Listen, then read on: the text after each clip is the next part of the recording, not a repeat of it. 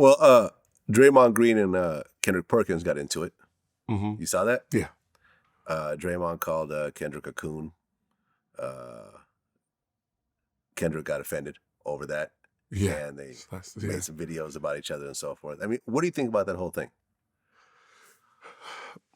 Kendrick, and just like any other ex-player, when you go and take that corporate job, you're going against the grain. And it's a fine line you got to walk. Because you have to report on the topic. Even though you might not want to, you still have to report on it. Right.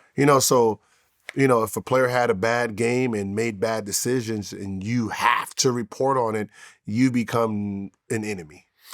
Yeah, I mean, I feel you. I mean, I do the same thing. You know how many people, Drake was mad at me for reporting on, or interviewing people that didn't like him and so forth. And I remember one of his guys, ran up on me.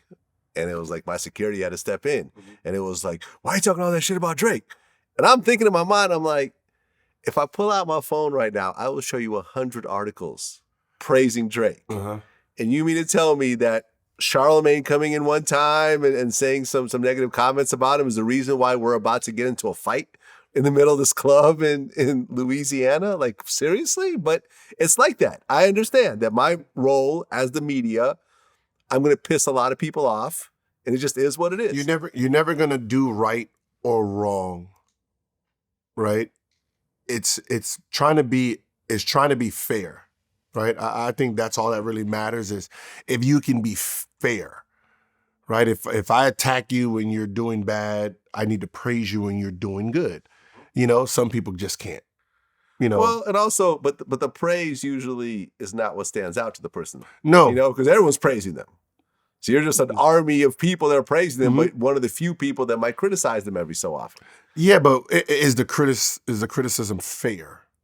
If you're going out of your way to make it seem horrible, then that's where the anger comes from. But if it's one of those things like, the motherfucker had a bad game, he shitted it up today. Okay, so do you feel that Kendrick Perkins' criticism was unfair?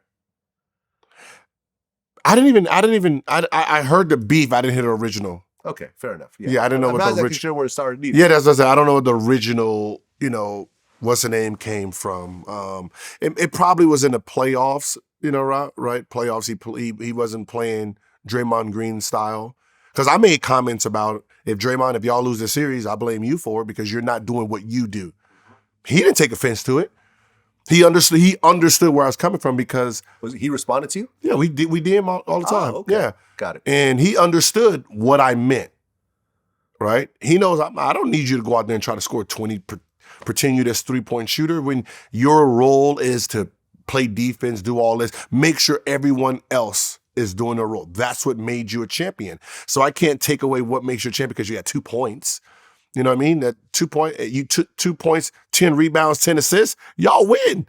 That's the Draymond Green game. You sacrifice for the betterment of your team. You do that the best. So I can't criticize you when your numbers don't look the way I think they should, or you turn down 4 or 5 threes. If that's what you decided to do, that's what you decided to do.